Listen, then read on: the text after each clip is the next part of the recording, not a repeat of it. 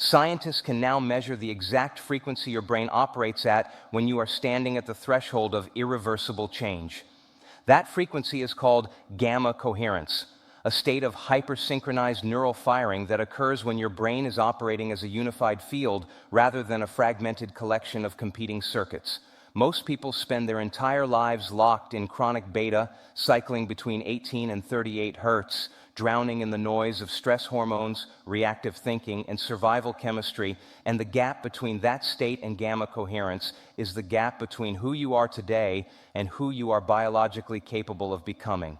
Here's what the research shows. On February 16th, Earth's Schumann resonance, the electromagnetic frequency of the planet itself, spiked in a pattern that neuroscientists recognize as coherent with human gamma brainwave states. Whether you call that a portal or call it a geomagnetic alignment, your pineal gland doesn't care about the label. It only responds to frequency. And if you're feeling a strange sense of urgency today, if you woke up with the feeling that something has shifted, that is not coincidence. That is your nervous system detecting a real electromagnetic change in the field you live inside. Stay with me for the next 20 minutes. Because what I'm about to explain will show you the exact neurological sequence to use this window before it closes. Let's start with a principle so foundational that if you truly understand it, nothing about your life will look the same after this video ends. Quantum field theory, the most rigorously tested scientific framework humanity has ever produced, tells us that at the subatomic level, matter does not exist as fixed, solid particles. It exists as probability waves, fields of potential spread across space and time, existing in multiple possible states simultaneously until the moment of observation. This is not philosophy. This is laboratory-verified physics. The double-slit experiment, replicated thousands of times across every major physics institution on the planet, demonstrates conclusively that the act of observation collapses a wave of probability into a specific particle with a specific location. The observer doesn't just watch reality, the observer participates in creating it. Now here is where this becomes personally urgent for you. Your brain is the observer. Your focused attention is the collapse mechanism. Every moment of your life, you are not passively watching a fixed reality unfold. You are actively collapsing quantum probability into the specific biological and material circumstances that surround you. You are not observing your life. You are creating it through the act of coherent observation, whether you realize it or not.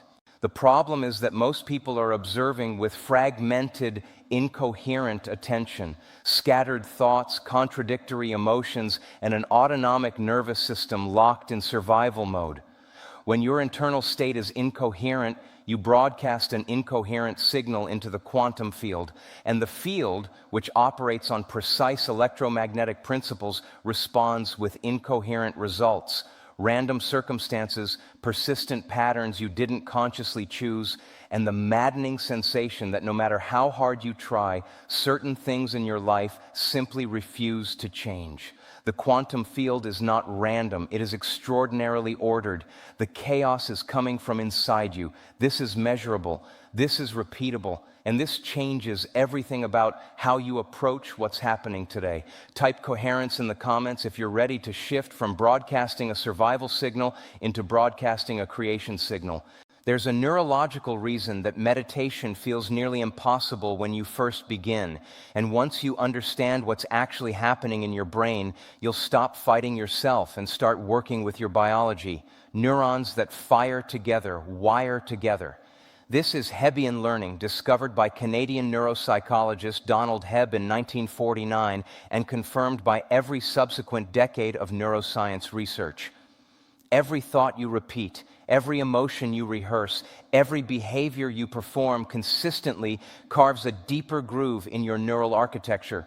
Synapses, the connections between neurons, strengthen with repeated use through a process called long-term potentiation.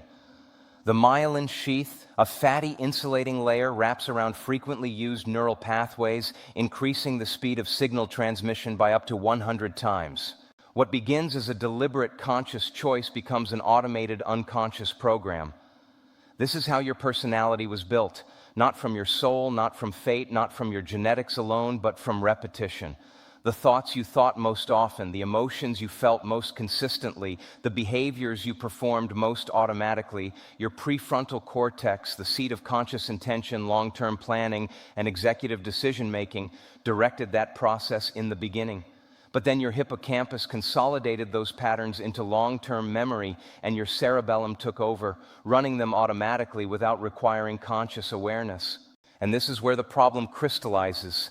95% of your daily mental and emotional activity is now subconscious. You're not thinking your thoughts. Your conditioned neural architecture is thinking them for you. You're not choosing your emotions. Your cellular receptor sites are demanding their familiar chemical fix. You are not making decisions. Your memorized self is executing yesterday's program and calling it today. Knowledge is not transformation. The embodiment of knowledge is transformation, and that distinction is what makes the next layer of this conversation so critical. I worked with someone who came to one of our advanced workshops carrying 22 years of chronic anxiety. They had tried 3 different therapists, 2 medications, countless self-help approaches. Their baseline cortisol levels, measured through morning saliva tests before the workshop began, were elevated at 32 micrograms per deciliter, nearly double the healthy range. They had an HRV score of 18, indicating severe sympathetic dominance and almost no parasympathetic recovery capacity. What they did in the 90 days following the workshop was methodical and unglamorous. 20 minutes of coherence meditation every morning before checking any device, followed by a 10-minute mental rehearsal of their future self. By week 4, their sleep had shifted, falling asleep within 12 minutes instead of the previous 90. By week 8, their doctor ordered new blood work. Cortisol had dropped 43%. By week 12, their HRV had climbed to 54, a 200% improvement. Their brain scans, taken before and after the 90-day protocol, showed measurably increased coherence in the prefrontal cortex and a significant reduction in amygdala hyperactivation. They told me afterward, the person who started this process doesn't recognize the person finishing it, and I mean that neurologically, not poetically. Now here's where the neuroscience gets genuinely fascinating, the part most people never learn because conventional education doesn't teach it. Your brain doesn't operate at a single frequency. It broadcasts across a spectrum of electromagnetic states, each one corresponding to a radically different quality of consciousness, memory access, and neuroplastic potential. In beta, between 12 and 38 hertz, you are alert, analytical, and reactive. This is your conscious, waking, problem-solving mind. And it is also your stress mind, your survival mind, the mind that is vigilant for threats, rehearsing past failures, and projecting anxious futures. In alpha, between 8 and 12 hertz, your analytical guard relaxes. You enter a state of relaxed awareness, creative flow, and increased suggestibility to new information. Alpha is the gateway. It is where hypnosis operates. It is where suggestion becomes programming.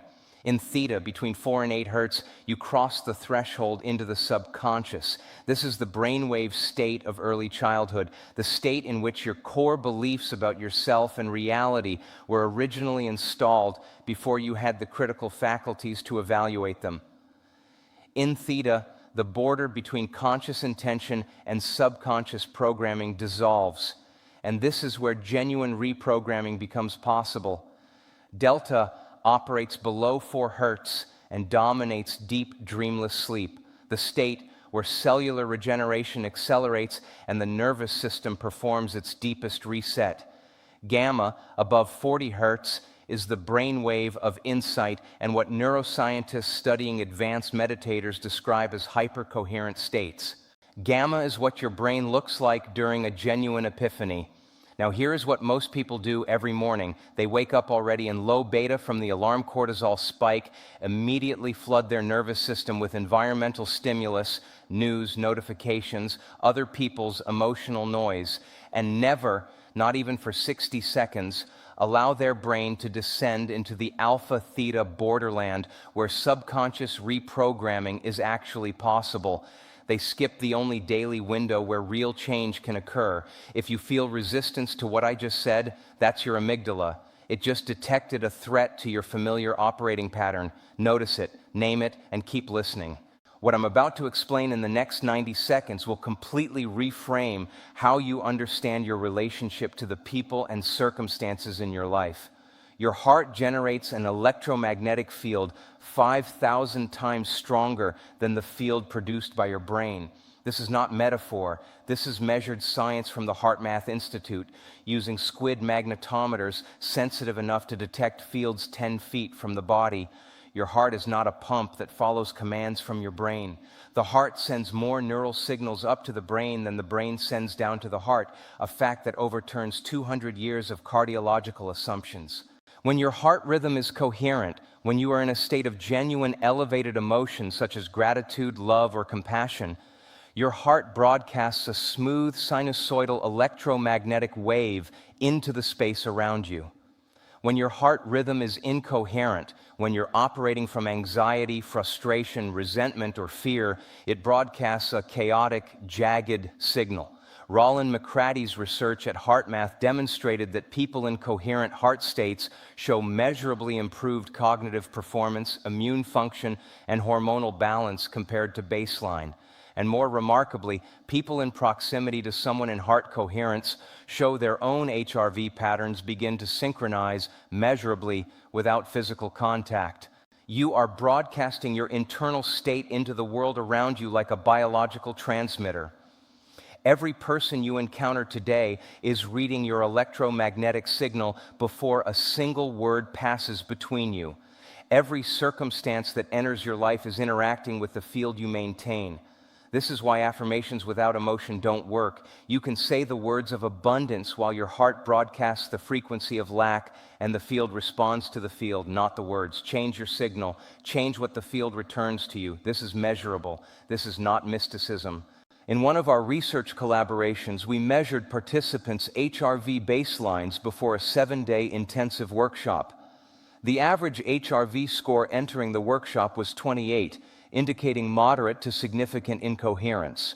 After 7 days of sustained heart-brain coherence practices, combining breath-regulated heart focus with elevated emotional states, the average HRV exiting the workshop was 61, a 118% increase in heart coherence in 7 days. Participants' salivary IgA, a key indicator of immune function, increased an average of 47% over the same 7 days. The heart wasn't just broadcasting a different electromagnetic signal, it was changing the internal biological environment through coherent hormonal and neurochemical cascades. Same people, different signal, different biology. Your genes are not your destiny. That is not a motivational slogan, it is established epigenetic science. What most people were taught in school, that your DNA is a fixed blueprint that determines your biological fate, was overturned definitively by the Human Genome Project and the subsequent explosion of epigenetic research that followed it. Your genes are like keys on a piano. Whether they are played, whether they are expressed or silenced, depends entirely on epigenetic signals. Methyl groups attach to the promoter regions of genes and silence their expression. Acetyl groups open chromatin structure and amplify gene expression. These chemical switches are exquisitely sensitive to their environment. And what is the environment of your genes? It is the internal chemical soup generated by your thoughts, emotions, and perceived experiences. Bruce Lipton's research demonstrated that signals from outside the cell, including the neuropeptides produced by emotional states, alter genetic expression more profoundly than the gene sequence itself.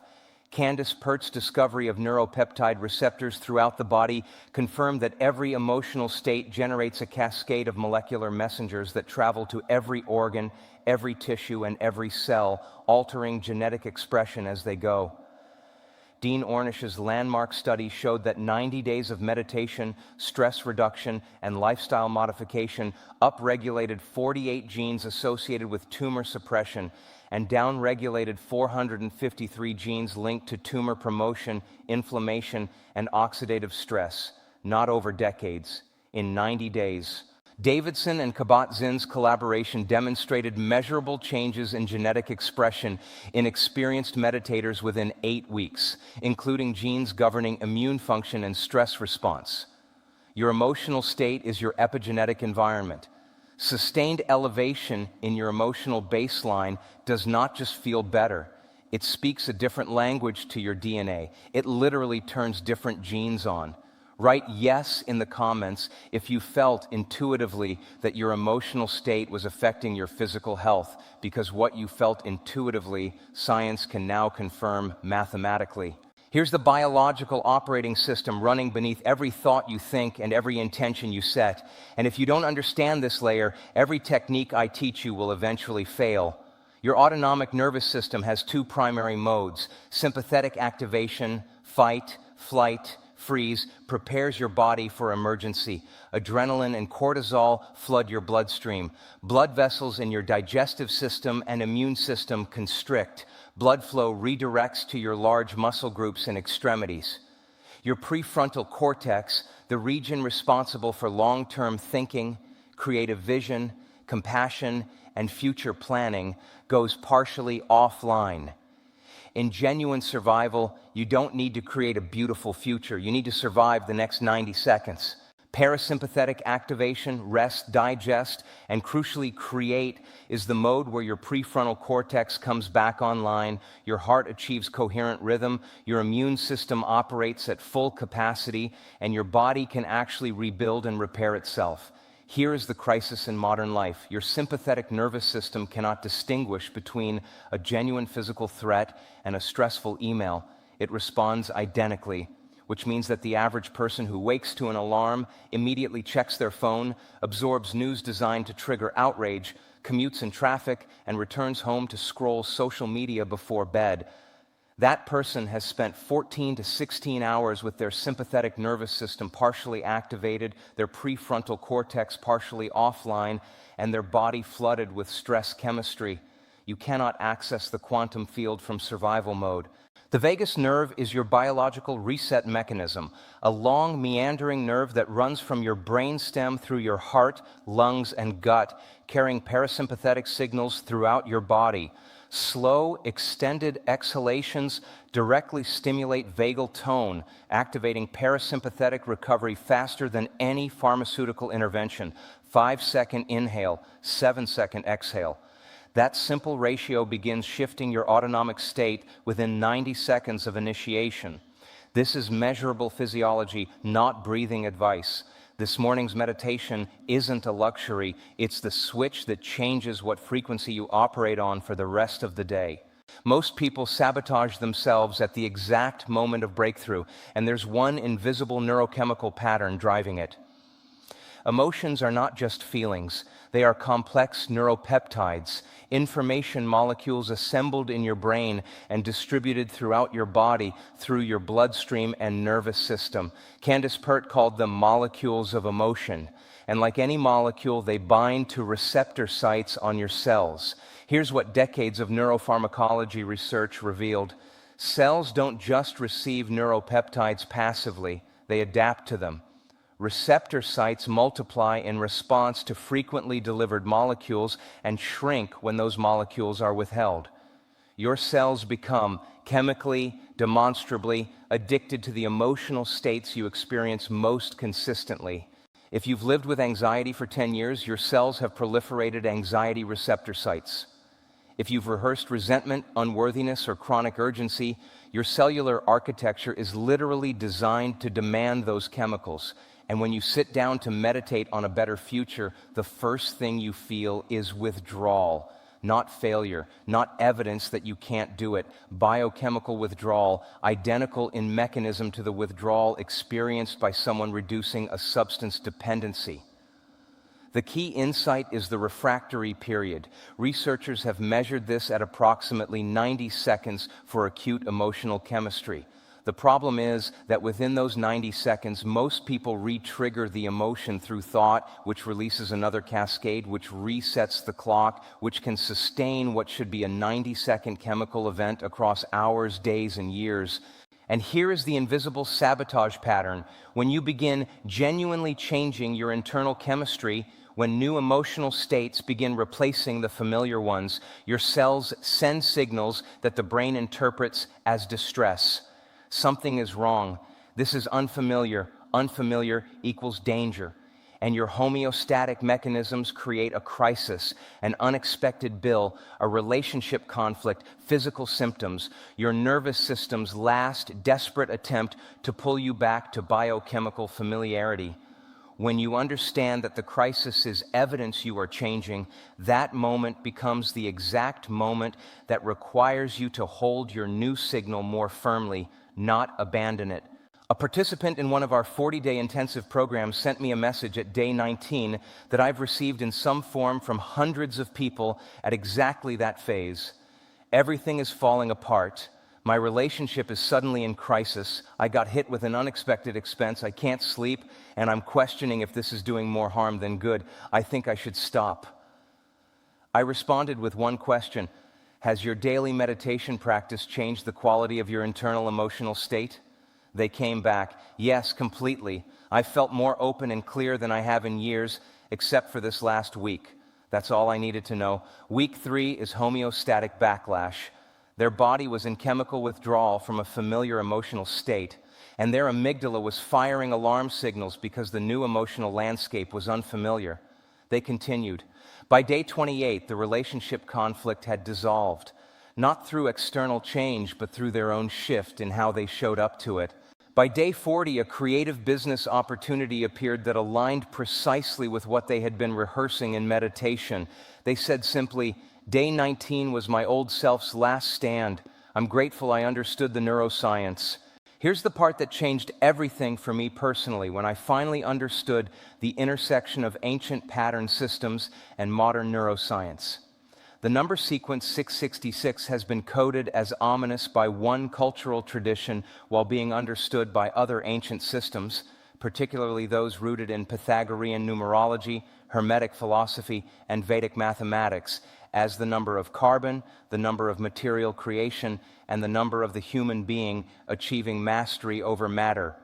Carbon, the foundation of biological life, has 6 protons, 6 neutrons, and 6 electrons. The geometry of 666 in numerological systems refers to the plane of material reality, and the portal of 666 refers to the moment when consciousness transcends its identification with matter while still inhabiting it. In neurological terms, this maps precisely to what happens in deep gamma meditation states, the self-referential neural networks of the default mode network, the circuits that constantly narrate, "I am this body in this time with these problems," temporarily quiet. And in that quieting, the anterior cingulate cortex, the insula, and the prefrontal cortex achieve synchronized gamma coherence. The meditator reports an experience that ancient traditions called enlightenment and that neuroscientists call self-transcendent experience. The biological effects of even brief, repeated encounters with that state are profound.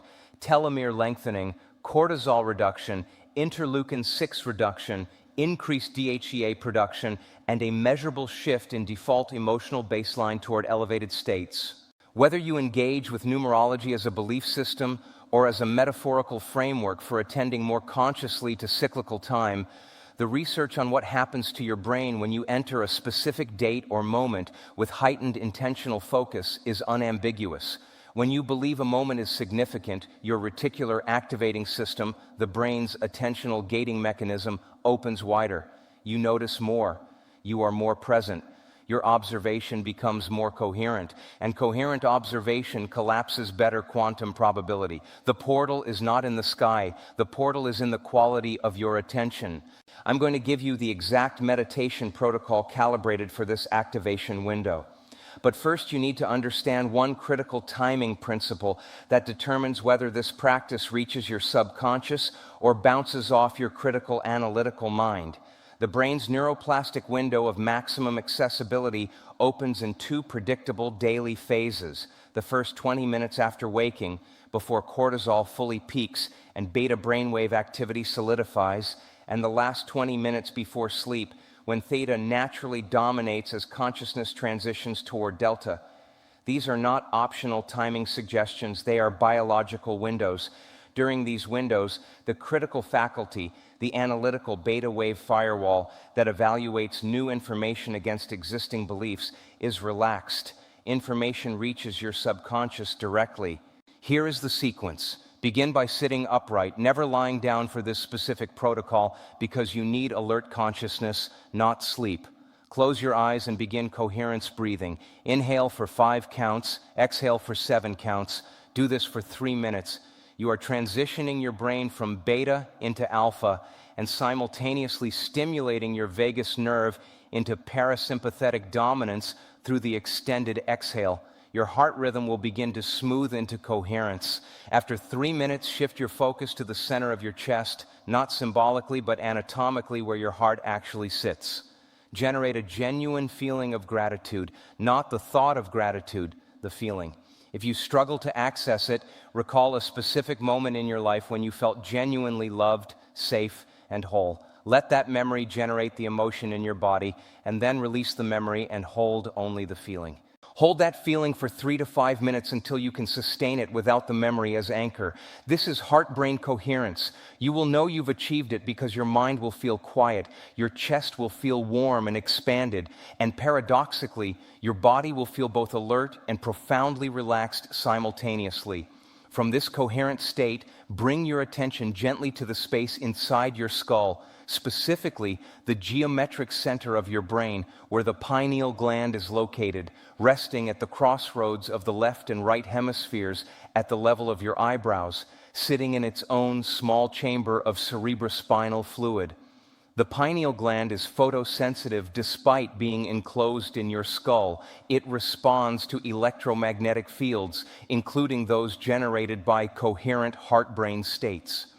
In meditators, sustained focused attention on the pineal gland area has been documented to produce measurable increases in melatonin and its metabolites.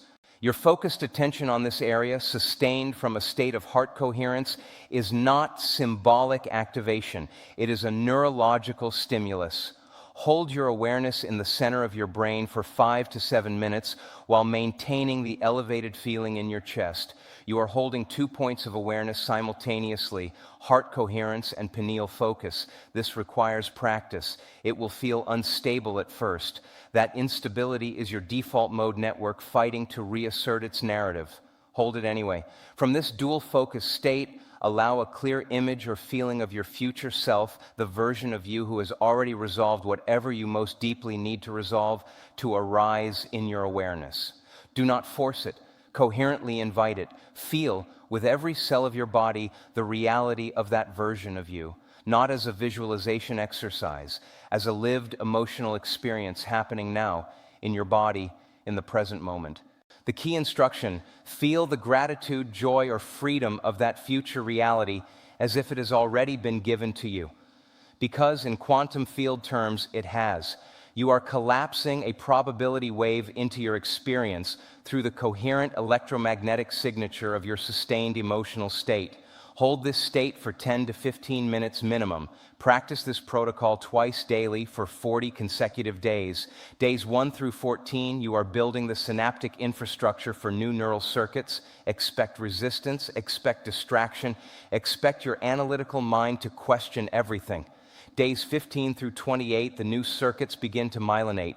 Days 29 through 40, integration begins. Old emotional patterns will feel increasingly foreign, elevated states increasingly default. By day 40, you will not be the same person, neurologically, epigenetically, electromagnetically, who began on day 1. Type practice in the comments right now if you are committing to this 40-day protocol starting today. A participant who completed a 40-day version of this exact protocol, 20 minutes every morning in the neuroplastic pre-cortisol window, reported the following measurable timeline.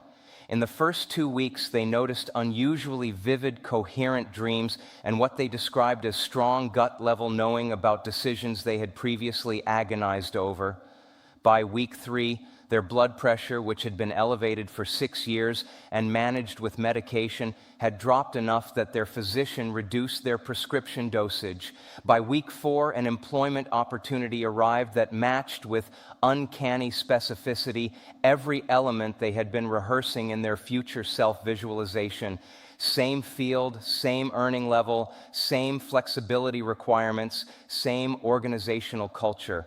When I asked what they attributed this to, they said, "I stopped asking for the life I wanted. I became the person who had it, and then it found me." That is not coincidence. That is coherent field interaction.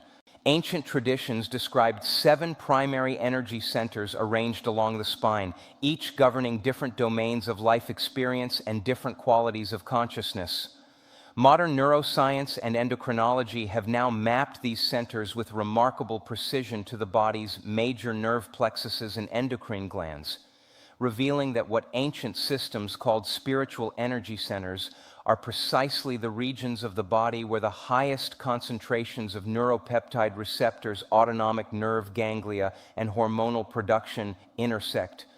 The root center corresponds to the adrenal glands and the sacral plexus, the seat of survival chemistry, fight or flight responses, and the foundational sense of safety or threat. The sacral center maps to the reproductive organs and their hormonal cascades, oxytocin, estrogen, testosterone, governing creative drive and relational bonding.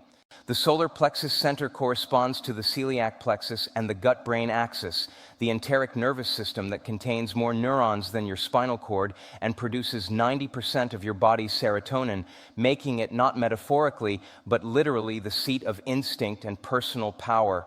The heart center maps to the cardiac plexus and the thymus gland, the master gland of immune function, which operates in direct sensitivity to emotional states. Sustained states of compassion and love measurably upregulate thymus activity and immune function simultaneously. The throat center corresponds to the thyroid, governing metabolism, communication, and systemic energy regulation. The third eye center maps precisely to the pituitary gland, the master endocrine regulator that coordinates hormonal function throughout the entire body, and to the thalamus, the brain's central relay station for sensory experience. And the crown center corresponds to the pineal gland, producing melatonin and serving as the body's primary electromagnetic sensor and circadian pacemaker. The ancient teaching of raising energy through these centers from root to crown is, in neurological terms, a description of shifting the predominant autonomic activation from survival-governed lower centers to creation-governing higher centers, from adrenal cortisol dominance to pineal pituitary coherence. When you do the protocol I just taught you, drawing your attention up through these centers to the pineal, you are not performing a ritual. You are reorganizing your neuroendocrine system from bottom to top. Now watch what happens when we layer quantum physics onto everything we've built together in this conversation. Your personality, the consistent collection of thoughts you think, emotional reactions you have, behaviors you perform, and attitudes you maintain, is not who you are. It is who you have memorized yourself to be. Neuroscientists define personality as the set of behavioral and emotional patterns that have become so automatized through repetition that they operate without conscious initiation. Your personality has become your personal reality. The thoughts most familiar to your neural networks produce predictable emotional states. Those emotional states produce predictable perceptual filters. Those filters determine which aspects of any given moment you notice, which quantum possibilities you collapse into conscious experience, and which pass by unobserved. You are, in this very precise sense, living inside a neural simulation of reality generated by the memorized patterns of your past. This is not a defect. It was designed to reduce cognitive load, but it has a devastating side effect. You cannot perceive possibilities that exist outside the predictive range of your current neural architecture. Your brain literally cannot see what it has no circuitry to recognize. The people who transform, and I've measured their brain scans before and after, are the people who become willing to temporarily become no one, to sit in meditation and release their identification with their name, their history, their relationships, their problems, and their anticipated futures, and simply exist as awareness itself without the narrative overlay of the conditioned personality. In that state of open, identity-less awareness, the default mode network quiets, the self-referential narrative pauses, and new information, new quantum possibilities can enter the system without being immediately filtered through the predictive limitations of who you were yesterday. The question that dissolves resistance faster than any technique: who would I be if I had no past to define me and no future to worry about? Sit with that question in theta. Let it work on you at the subconscious level, because the answer that arises, the felt sense of being someone whose identity is not tethered to limitation, is the frequency from which transformation operates. Here's the part that changed everything for how I teach transformation, because most people understand the concepts but never understand what to expect biologically, week by week, as they actually do the work. Days 1 through 21 are the most neurologically demanding phase of any transformation protocol. Your brain is simultaneously trying to build new neural circuits through novel experience, while your homeostatic mechanisms are actively trying to dismantle those circuits to restore familiar patterns. You will feel the pull toward old behaviors with physical urgency. Old thought patterns will feel more natural than new ones. Emotional withdrawal will create irritability, restlessness, and the deep cognitive sense that this isn't working. These are not signs of failure. They are the precisely expected symptoms of neurological renovation. Days 22 through 45 mark the beginning of integration. New circuits are beginning to myelinate, wrapped in the fatty sheath that makes signal transmission faster and more reliable. You will begin to have moments, brief at first, where elevated emotional states feel genuinely accessible rather than effortful, where the future self in your visualization feels real rather than abstract, where you make a decision that aligns with your intended identity without requiring conscious deliberation. Days 46 through 66 represent the shift into neurological preference. The new circuits are now more efficient than the old ones. Your body will begin to actually prefer the new emotional baseline. Old patterns will begin to feel foreign, uncomfortable, effortful to maintain. Days 67 through 90 complete what researchers call unconscious competence. The new patterns have become as automatic as the old ones once were. The elevated emotional state has become your biochemical default. Your genetic expression reflects months of sustained new epigenetic signaling. And most importantly, your perception of reality has shifted because you are now collapsing quantum probability through a different, more coherent observer state. The external circumstances of your life will begin to reflect this internal shift, not magically, but through the precise mechanism of changed attention, changed choices, changed interpersonal dynamics, and changed electromagnetic signaling in every interaction. Signs of integration are specific. Your meditation practice will shift from disciplined effort to something your body craves. Elevated emotions will become your resting state rather than peak experiences you have to manufacture. Synchronicities will increase in frequency, and people around you will notice something has changed before you tell them a single thing about what you've been doing. Your electromagnetic signal is different, and that difference is perceptible to nervous systems before it registers in conscious language. We're at the decision point. What you do with this information in the next 24 hours determines everything. Let me compress everything we've covered into its essential architecture. Your brain is an electromagnetic observation instrument that collapses quantum probability into material reality through the quality of your attention. The quality of your attention is determined by your brainwave state. Beta collapses survival reality. Theta and gamma collapse creative reality. Your heart broadcasts the emotional frequency that determines which quantum possibilities your observation finds and collapses. Your emotional state is the epigenetic environment of your genes. It is literally altering which genes are expressed in this moment. Your nervous system runs on a memorized set of patterns called your personality, and those patterns operate 95% below conscious awareness. And every meditation session, every deliberate descent into alpha-theta coherence, every moment of sustained heart-brain alignment, every repetition of the future self from a state of elevated emotion is a measurable neurological act of becoming someone new. February 16th. The 666 portal isn't a supernatural event you watch happen. It is a potent window of intentional attention that you choose to inhabit. The portal opens or closes based entirely on the quality of your consciousness in this moment. If this landed for you, hit the like button right now, not for the algorithm. Because that deliberate micro-commitment tells your prefrontal cortex, this information is important. I'm taking it seriously. Research in decision psychology shows that small commitment gestures increase follow-through by measurably amplifying prefrontal engagement with the information that preceded them. Make that activation intentional. Subscribe because the next video reveals the exact morning activation sequence that compounds the pineal protocol you learned today. A specific 7-minute energetic priming practice performed before the eyes open, before the first thought forms, before the environment can load yesterday's program. The morning and nighttime protocols work together as a complete 24-hour reprogramming system. Without both pieces, you're working with half the architecture. The morning sequence is the activator. The pineal meditation is the imprinter. You need both. I'll see you in the next one.